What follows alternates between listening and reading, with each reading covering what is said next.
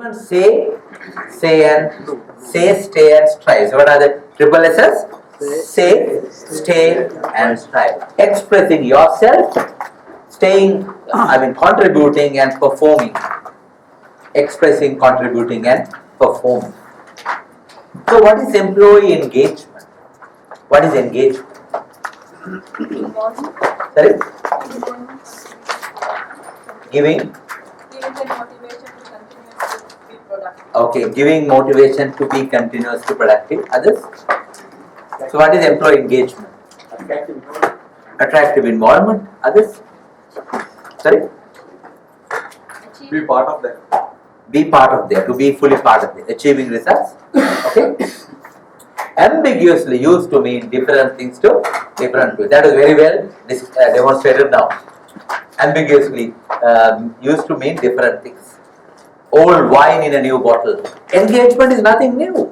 Even from the Stone Age era, if people were not engaged in hunting, they would have starved to death. So we have come a long way from killing animals to go to kills to buy killed animals. In the long journey, engagement has always been there. There's no single definition. But we can say it's an umbrella term. Umbrella term to capture what? Three things. Physical, mental, emotional contribution of an employee. So physical contribution means what? What you do with your hands. So one H is hands. Other H? Head, mental, and the most important H? Heart. Emotional contribution. Sometimes we see people are physically present, mentally, emotionally absent. So your mind wandering all over. That's what the Zen Buddhism says. Your mind is like a drunkard monkey. It goes all over.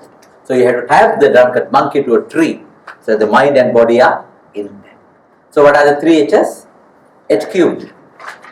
Head, hands and heart. Three H's have to be there in place. So there is physical, mental and emotional contribution of an employee.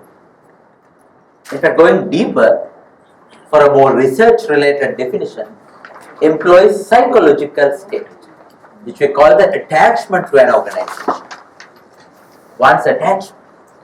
Are you sometimes attached to a particular place?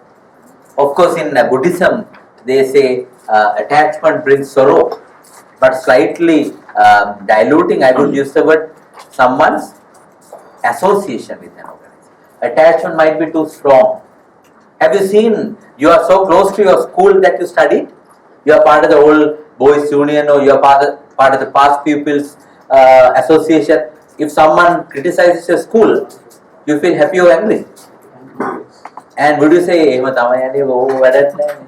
do you say that? No, you feel upset about it because you have some attachment. You are closer to them. So, engaged people are closer to the organization. Engaged people are close to the organization. Engaged people are connected with the organization. That's the whole idea. There is one dimension. Second one, employees' disposition. Positive feeling towards the organization. You should feel positively. This is where we get our bread and butter. This is where we get our rice and curry. This is where our livelihood is established. This is our second home. I remember when I was at Unilever as a plant engineer in Rin and Vim plant, we had a large banner. May ape deveni nivahanai, ape prisudu tabagani. This is our second home. Let's keep it clean. Because apart from your home, you have a home away from home. Not for ulterior purposes, for genuine working. I'm not referring to the spare wheel, home wheel. I'm not referring to those. So the point is that you spend most of the time apart from your home in your workplace. That's why I call it second home, isn't it? So in other words, the positive feeling towards the organization. People who have positive feelings are more engaged than negative feelings. Some people, they curse from the morning to the evening. They curse the organization, they blame the organization, they ridicule the organization, they don't go home at all, but they never leave. What is the reason? They don't have any other place to go. In fact, we did an interesting study at Nestle. Employee turnover at the workforce level, what is the percentage? What percentage? Roughly? Zero. Zero. Why? And someone said that they are very loyal, they are very devoted, they are very committed. But the reality was that for an 8th grade qualified person to get an average salary of 23,500 during my time was not possible at all in any other workplace. So the Nestle workers' average salary was far higher than my wife's first salary as a medical doctor at the first appointment. So that was the case. So in other words, it's not just why they don't leave is because they don't get that. Not because they have a strong positive feeling. So the reality is that those who have a positive feeling towards the organization, they contribute more. It goes back to the thing we learned day before yesterday, happy people become more. That's what Richard Branson says, isn't it? Create that ambience where people have fun and enjoy themselves. That one employs performance, one's level of discretionary effort. Discretionary means what? You mean other word? Discretionary? Voluntary effort on their own. I saw a very interesting scene in Bangladesh. I went to do my PhD data collection as part of my regional study. I went to this place. What is it? Grameen Phone. Grameen Phone was a joint venture between Telno, Sweden and Grameen Bank, Bangladesh. Grameen Phone was a leading mobile phone company. There, the HR director was telling me, he see a very peculiar situation, particularly with the young management trainees who have joined. So what is the situation? They are supposed to come at 9 and to leave at 5. These young fellows stay till 9 p.m., 10 p.m. on their own to study the stuff, study things in the internet, study new software, study new hardware, without taking a single cent of taka. That's a currency as overtime. No additional payment, but they stay on their own. Discretionary effort. Discretionary effort. I can give you plenty of stories from Sri Lanka. When there was a big bomb blasted in front of Galadari Hotel, and the entire front end was shattered. So when you enter a leading 5-star hotel, apart from the reception, what do you have usually? You have display outlets with nice shelves and nice glassed containers where you have sometimes precious gems, precious jewelry for the benefit of the people who come. So everything was shattered. Everything was shattered. And I was told that the people who were working, the members of the staff, they went round and they collected all the precious gemstones, all the jewelry and put in their purses and in their pockets. That is scene 1. Scene 2, 3 days later, they did an inventory count. All of them had returned all what they have taken. Not a single inventory item was lost.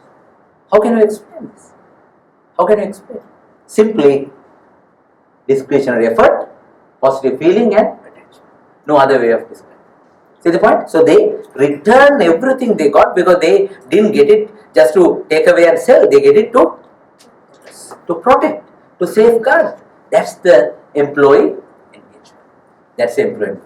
Another story I can give you, when Sirasa studio was on fire on a Sunday afternoon, when someone was trying to do some welding and the welding got caught to the fiber layer, the soundproof layer, and then the fire erupted and fire spread to the whole Department complex.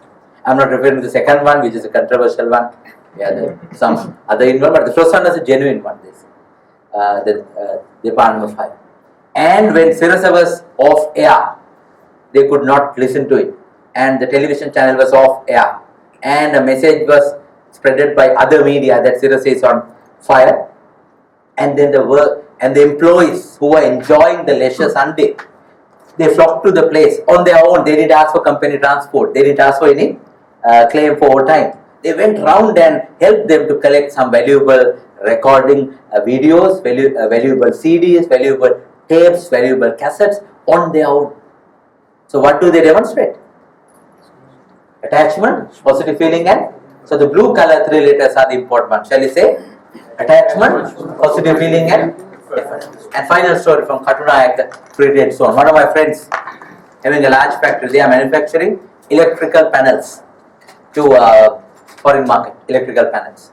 And the person found it hugely difficult to run the business anymore because the markets were shrinking and he did not get the expected income. He had a sleepless night. He didn't have money to pay the salaries of the workers in the weeks to come. And the factory was there for 5 years. He had to take a tough decision. He summoned the entire workforce of 200 to hall the following morning, and he told them, we are finding very difficult to run. So we find it very difficult to pay your salaries. I have a suggestion. For the next 6 months, I'm going to give you 2 weeks off every month, and I'm going to cut down your salary to half.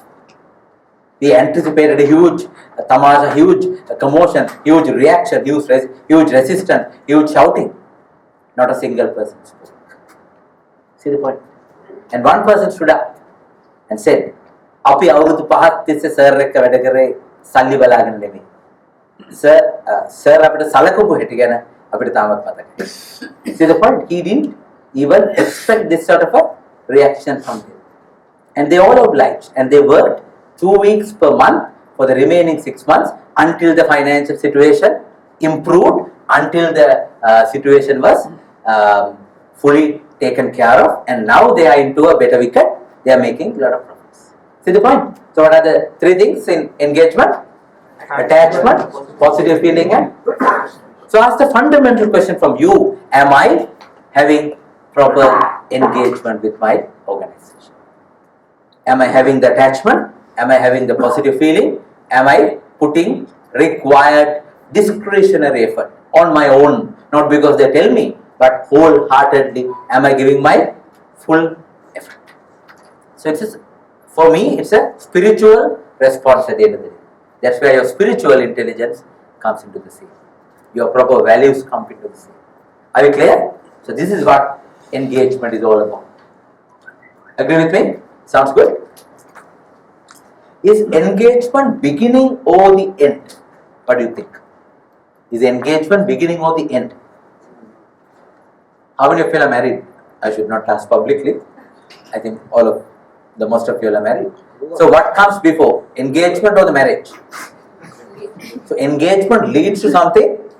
I mean, if you look at the traditional way, not the non-traditional way, engagement leads to something big and better. So what is that big and better thing? Marriage. So engagement leads to effectiveness. Engagement is just the beginning. It leads to something more valuable, which is the effectiveness. That's why we talk about engagement. Gluing people is just a beginning. It's a means to an end. End is the effectiveness. How does it happen? Hay Group, based on their worldwide research, they came up with this brilliant framework. Employee engagement coupled with employee enablement results in employee effectiveness. So what is employee engagement? Wholehearted contribution.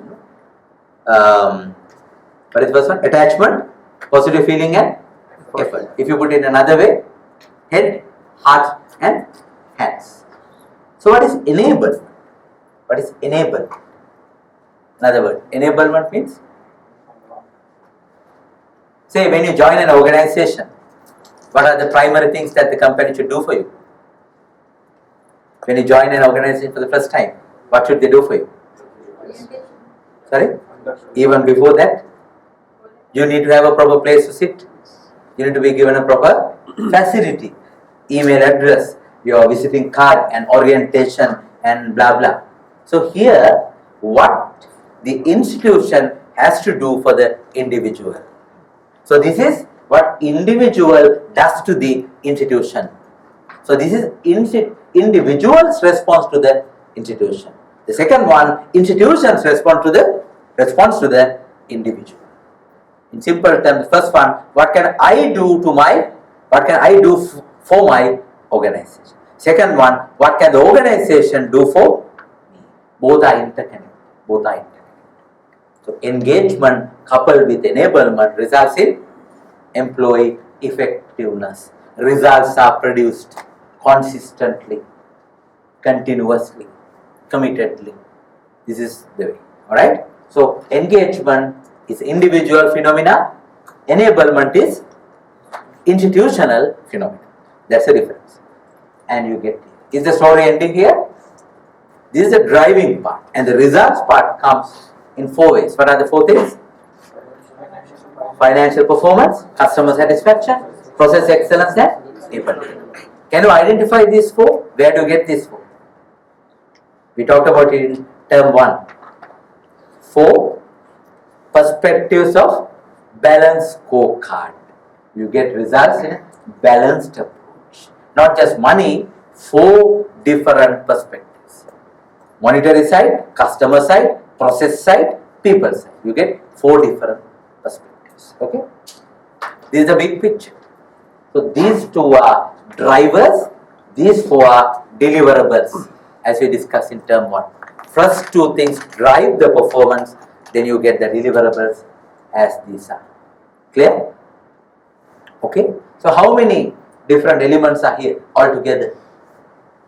1, 2, 3, 4, 5, 6, 7 elements. Okay? Just to keep you wake up, we are going to have the first group discussion for the afternoon. Get into your groups and look at these 7 elements and identify the critical bottleneck with regard to your organization. What ails my organization? What is the bottleneck in my organization? What is the stumbling block in my organization? What is the problematic aspect in my organization? Discuss with each other. Okay? Sorry, yeah. Please take it, yeah. Sorry. Yes. People are not, especially the employees. Yes. They are affected by the alienation. Sorry, can we listen to the question?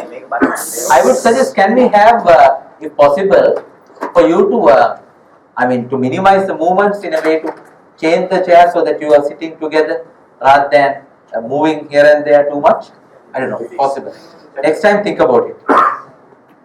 Sorry, you were talking about something? Yeah. Yeah, the employees, they are feeling, they are affected by the alienation. Alienation, isolation. Okay. Isolation, and they are not. So that means the enablement is issue. They are culturally alienated.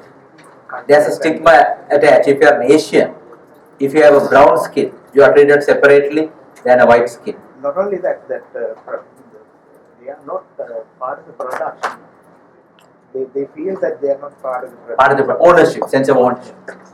Again, the Charlie Chaplin movie that we watched, Charlie Chaplin was not part of the end product. So the ownership is another critical factor, which I am going to show you how it affects. Okay? Sit back, relax and enjoy. I wonder whether I showed this to you earlier. Kids playing. Kids playing soccer. Did I show it to you? No? Okay. Have you played soccer in some time of your life in the past? The ladies would have seen others playing soccer. So sit back, it's how kids play soccer. And some important information, capture them if possible.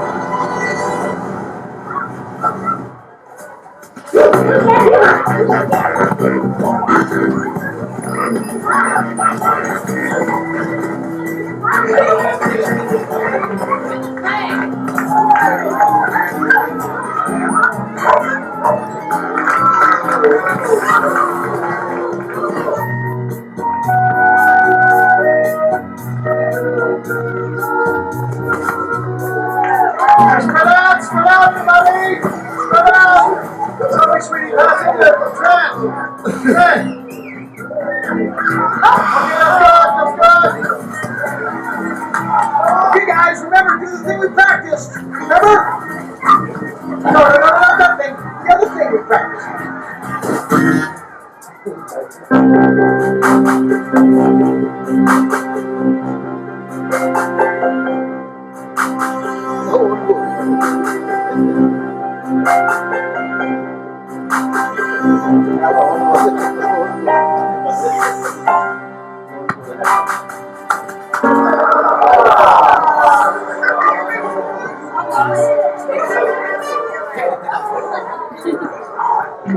Okay, time out. Time out. Everybody, come in. Come in now. Everybody. Treats! I got treats!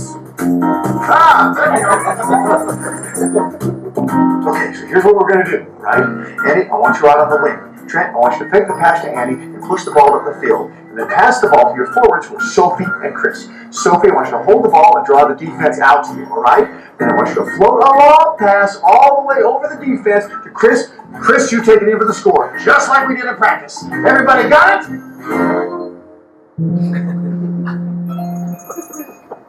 Let's go get 'em!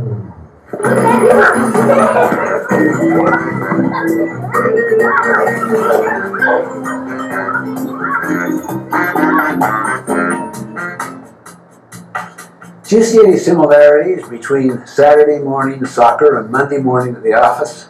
I mean, think about it. Too often, teams and organizations are unclear about the goals their top priorities really are. Coaches and players are simply not on the same page. What you get is everyone just kind of running around in all directions instead of working together toward the same goal. The inability to take high-level goals and strategies of an organization and then to translate those into action is a major problem in most organizations.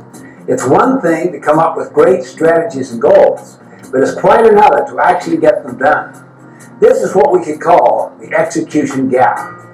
In a landmark study done by the Harris Polling Group, we discovered some revealing statistics as to why execution breaks down and why goals aren't translated into action on the front line. First finding, only 15% of those surveyed can actually identify their organization's most important goals or top priorities. Either there are too many goals, or they change too often, or they simply don't have any. And in most cases, they are vastly undercommunicated. Just because the leaders are clear on what they want to achieve, it doesn't necessarily mean that the front line where the action really happens knows what the goals are. After all, in a very real sense, the front line produces the bottom line. Second, people may know what the goals are, but too often they haven't bought into them. Only 19% surveyed say that they feel passionate about the top goals of their organizations. That's only 1 in 5. There are a number of reasons for this, but the primary one is that they feel no ownership. They don't feel that they have input into what it's going to take to achieve the goal. They simply aren't emotionally connected to the goal. No involvement, no commitment. Third, those surveyed reported that they spend only 49% of their available work hours on their most important goals. The rest of the time is spent on urgent, but far less important activities. They get so distracted by urgent things that they neglect the most important things. Finally, people might know what the goals and top priorities are. They might even buy into them, but they don't know what they are supposed to do about them. In fact, 51% state that they personally do not understand what they are supposed to do to help the organization achieve its goals. Goals will not be executed until everyone clearly understands what the goal is and what they themselves specifically need to do to meet that goal. Once people are clear on what the goal is, then and only then are they free to try new and better ways to reach that goal. So the point is, to achieve goals you've never achieved before, you simply need to start doing things you've never done before. You might ask, is it possible to dramatically and measurably improve your team's ability to reach its goals? Can it really happen? My answer is absolutely. Just imagine the impact when everyone on the team is crystal clear about what the goals are. Imagine the energy and creativity that would be unleashed when everyone in the organization is committed and involved in achieving the goals. Consider the economic impact when everyone on the team is spending the majority of their time on top priorities. Just think what can be accomplished when every player on the team knows exactly what to do. The possibilities, my friends, are limitless.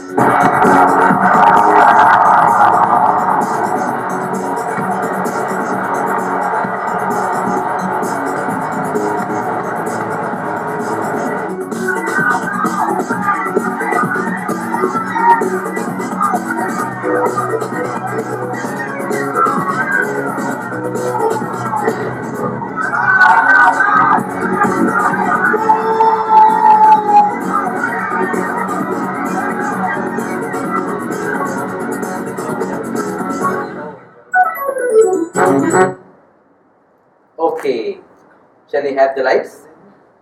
And just have a neighborly chat with your neighbor. What did you gather? What did you find from this video? Neighborly chat. What did you find? What is the connection between kids playing soccer and our topic?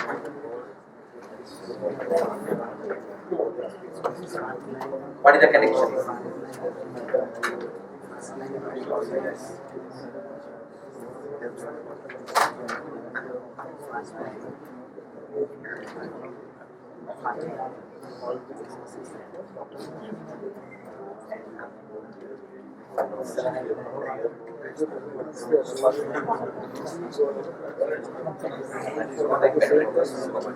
They haven't kept share.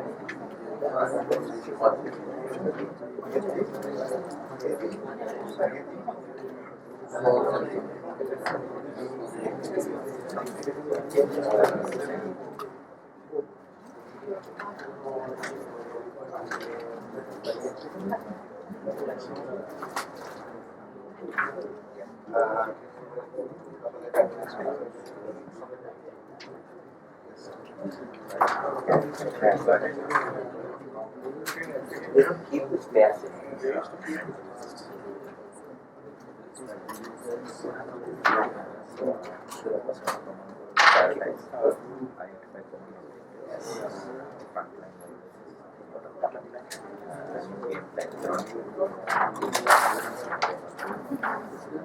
So what did you observe? Kids playing soccer with the coach. So the kids and the coach can be compared to, in a typical organization, the team leader and the team members. How is the communication between the team leader and the team members? Terrific or terrible? Terrible. And how is the involvement of the team members? Were they engaged? One girl was chasing a dog, two were having their own chat, and one girl was scoring a reverse goal. And the funniest character was the goalkeeper. He was sleeping all the time. And then the leader felt enough is enough, and he summons a top-powered, high-powered meeting. And how did he explain? Using the sheet, arrows, diagrams, vectors, codes, circles, triangles. Simple or complex? Very complex. So he was comprehensively very complex, in a complex manner, telling what they have to do. Did they understand? No, they were looking as if they are clueless. So that was the understanding they had. They were totally false apart, isn't it? So as a result, what happened? They went and got into the same mess again and again and again. And Stephen Covey comes to the scene, the veteran management thinker who died 3 years ago. He says there's a similarity between Saturday morning soccer and Monday morning at work. What is similar? Passing the buck, goal basket. Whether it's at work or whether it's at play. But some revealing statistics based on a Harris polling group which did a survey, comprehensive survey in US. 4 revealing statistics. Can you remember? What is the first one? Among those who surveyed only, come on, 4 numbers. Only 15% could identify their top goals and trials. Is that a healthy number? No. If this survey was done in your organization, do you expect a higher number, same number, or a low number? How many of you expect a high number?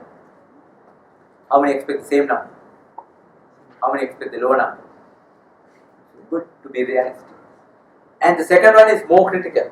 Among those, only 19% felt passionate about the goal. So what is the point? Passion factor. Not the fruit, but the factor. So what is passion? Wholehearted. So they were not passionate about the goals. They were aware, but they were not passionate. Passion is important. What is the good single word for passion? Malayalam dictionary says adhika unandu. But in Sri Lanka, when we do training, we have better words. Gaya, Una. So you need to have that coming within. Optimum. And I know a recently established bank. They had a rural deposit mobilization scheme. They used the rural youth to promote their products, and they use a nice theme: Gamma, and Pimma. When you have Gamma, you go and get the Gamma, and you get the Pimma from where you are to where you want to reach. The point is passion factor. Passionate. Are you passionate? As Steve Jobs said, people with passion can change the world for better. People with passion can change Dubai for better. People with passion can change your organization for passion factor. Ask the question, am I passionate? And I definitely need it in order, I definitely expect it from you in order to finish your MBA. Passion. Are you passionate in devoting one weekend? And yesterday was a classic example. You had a dilemma whether to go with your family to the Aurudu festival. Your daughter or your son was performing, or you had to be here. Those are the tempting moments, challenging moments, difficult times. Okay? This is the point. So, second one is passion. Third one is more shocking. This is the third one. Only 49% of the time they were. Only 49% of the time they were doing what? Doing this strategic. So that means 51% of the time they were doing operational, urgent but not important. They were firefighting, professional firefighters. Are you all having similar flight? You go to work but you become firefighter. Is that the case? So it's not the case. So you need to have strategic focus, time where it's needed. And the final one was even more shocking. What is the final one? Come on. This you have to tell. 51% of the people felt they don't know what they are supposed to do in order to achieve organizational top goals and priorities. A clear disconnect between individuals and institutions. Clear disconnect. Is that healthy? Is that healthy? Very, very unhealthy. Do you want to listen to some of those people who were interviewed? How they felt? Okay. Second part of the video, very quickly. Some of the glimpses of some responses. Glimpses of some responses.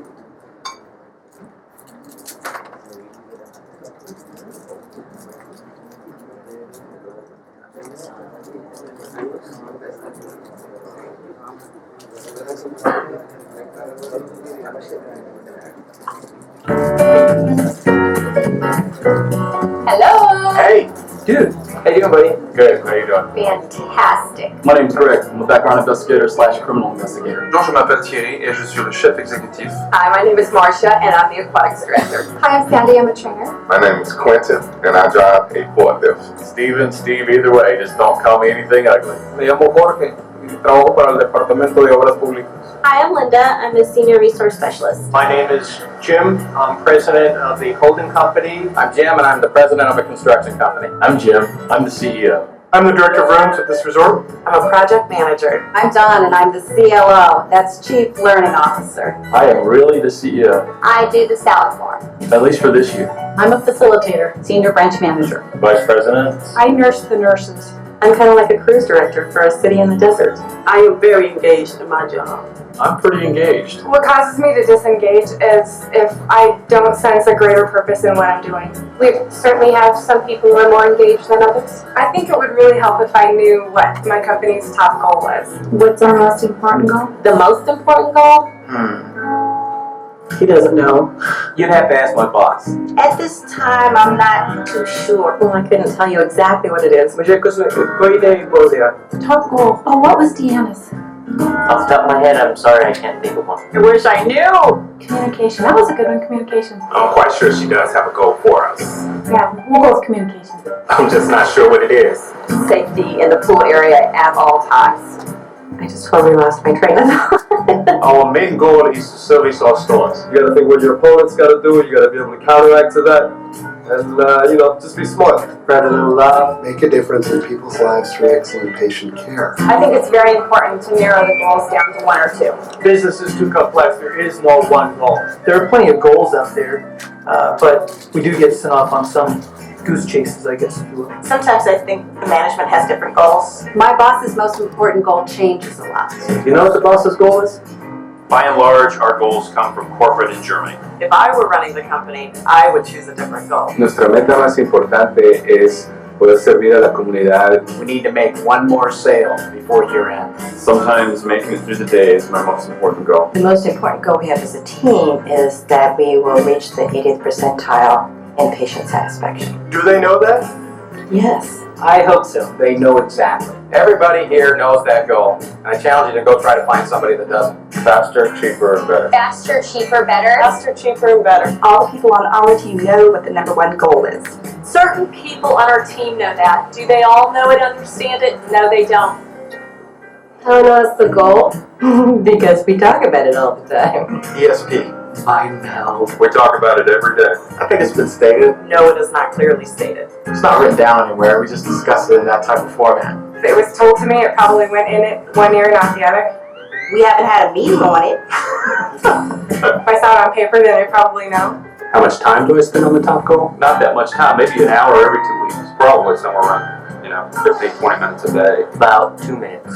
Do you want a percentage? Closer to about 20 to 30%. 99.9%. Maybe 80%. The other 0.1%, I just think about it. 65% of my planned day. 5%. I spend the rest of my time doing administration. The rest is putting out fires. How do we know we're accomplishing that?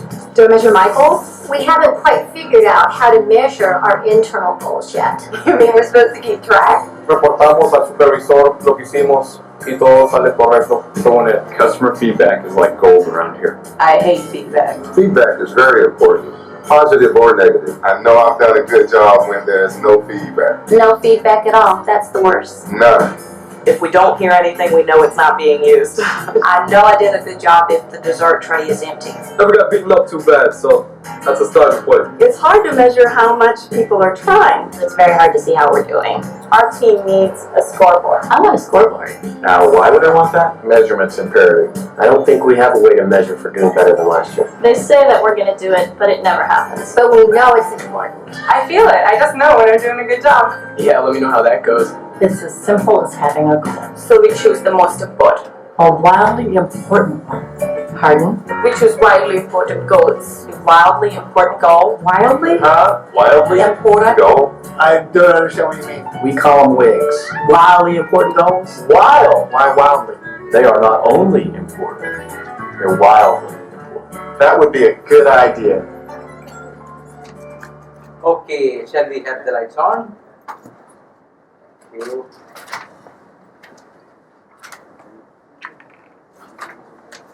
Okay, so just have a quick chat with your neighbor. What did the second video tell us?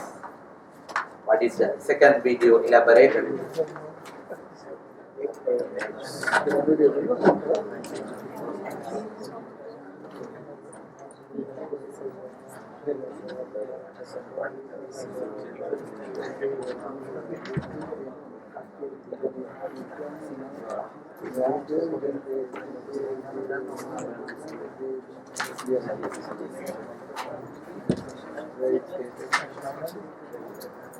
So what is the term they introduced? WIGs. So what are WIGs? Wildly important goals. They are not just important, but they are wildly important. And see, can you remember their utterances, their feedback? If that one person, my boss, might be having definitely some goals, but he has never told us. See the point? So how is the situation in your organization? I hope a little better than this. Definitely has to be better than this. if there's proper human resource management in place, it should definitely be better. But in general, Sounds good? Sorry? But in general, we don't know what is their role. That's their grouping in the darkness. That's the worst part, where people don't know what they are supposed to do. 51%. So they represented those 51%. Clear? Oh, yeah. Okay. Any other questions? Any other clarification before we moving further? Thank you. Anyone? Has everyone signed? Afternoon attendance? Everyone has signed? Afternoon? Good. Assessing my level of employee engagement. How to do that? I have uploaded. What? Right. I have uploaded a simple questionnaire, which is the most popular questionnaire. You can get it from the internet. It's from Gallup Consulting, and I would invite you to do that on your own as a homework. This question is very simple. There are 12 statements for you to rate from 1 to 5. Do I know what is expected at my work? Do I have the material and so on and so forth? There are 12 items given. In the last year, have I had opportunities to learn and grow? Like that. So based on the response you give, you can do the simple addition of the circled numbers, you get the total. Score. I'm sure by now you all are questionnaire experts because you had the self-assessment library, whole heap of questionnaires. So score less than 24, low level of engagement. Score between 25 and 48, medium level of engagement. Score more than 48, high level of engagement. Okay? So genuinely assess what level you are. Can you do that later? I would strongly expect you to do that. Okay. Let's move on. And now I'm going to introduce to you a world's best case on employee engagement, which is Xerox. Xerox. Have you experienced Xerox? In Canada, they say, can you Xerox this for me? It's so powerful as a brand, isn't it? Say in Sri Lanka, we say sell, tell, liquor. So the noun has become a verb, synonymous with the features. So Xerox is the world's largest photocopying machine maker. So how they use employee engagement? Can you pick up the case on Xerox, which is there in your case collection? Pick up the case on Xerox, which is there in your case collection, and get into your groups, get into your teams. Okay? Right, let's start from question number 1. Okay?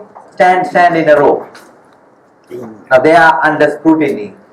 Team 1, tell us one employee engagement initiative highlighted in this case on Xerox. Team 1 representative. Okay, what we found out was they are constantly showing the demonstration of the care during the tough time. So what is their motto? We care. We really care. Right? Thank you, Team 2. One more engagement initiative. Actually, they initially changed the vision of the company. Okay. It's mainly they have created the brand for the employment. So they have shown that they call it employee brand. To attract employees to their organization, to have a attractive brand for the employees. So they made the employee proud of that they are working for Xerox. Okay. Team 3.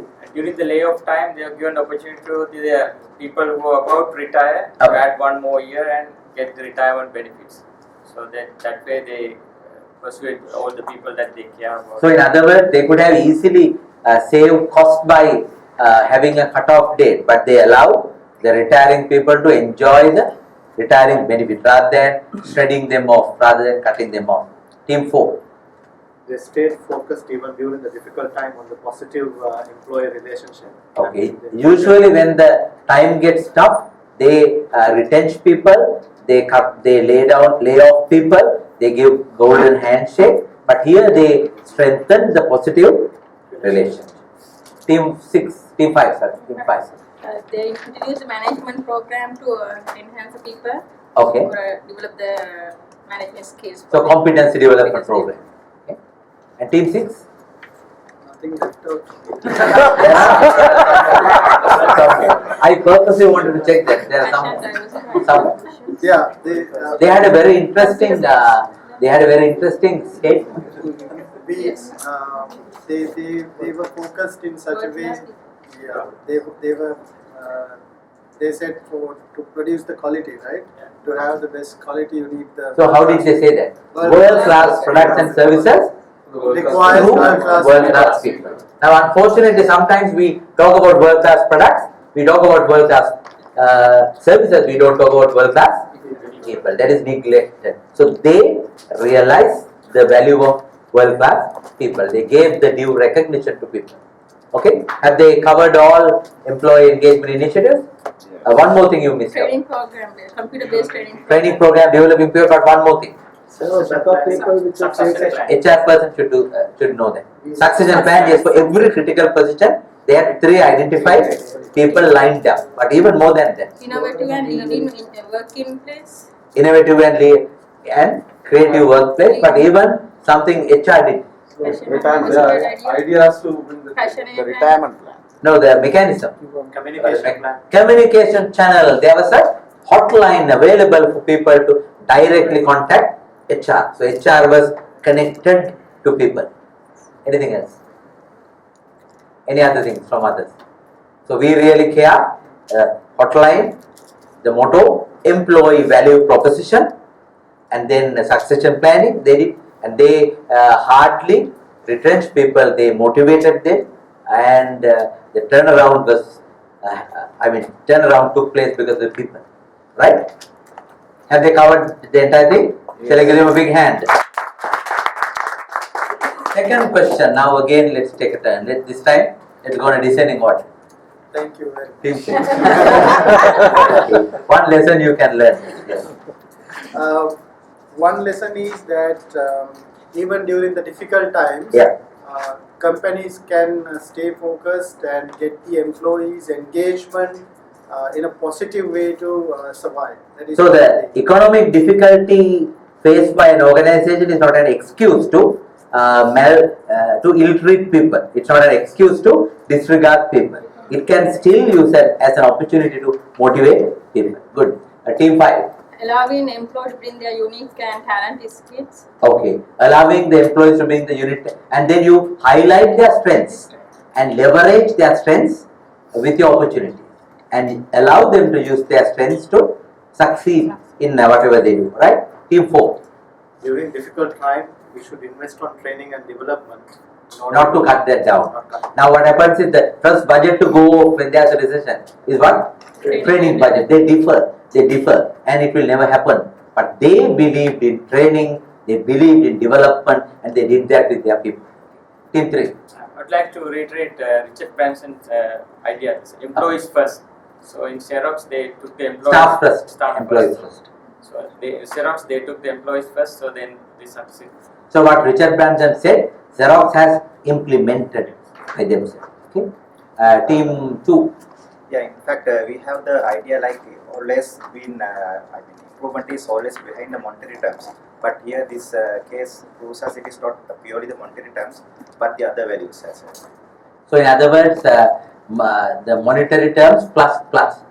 And as Richard Branson said, the ambience, climate, the environment, building the morale of people, motivational boost, supercharging the people. These are different ways of mentioning them. Right?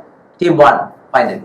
I think consolidating everything, beside everything that they said, succession planning was done very well accordingly, followed by training and strong training and development.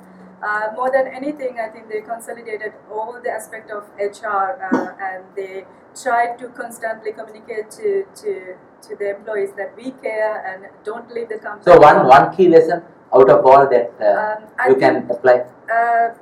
Engagement. They have created all the essence in order for the employees to not to leave the strengthen organization. employee engagement. All those efforts resulted in better employee engagement. All are in agreement? Yes. Sound good? Good. Anything else from the audience? Have they covered the entire thing? Shall I give them a big round of applause? Big round of applause. Okay. Alright, I think time has come for us to take the break, and I have a good news to share with you. Today I didn't see any of the struggle I saw yesterday. So that big battle was clearly won by the head over the tummy. So let's celebrate that by having a cup of tea on your way. Give a big round of applause.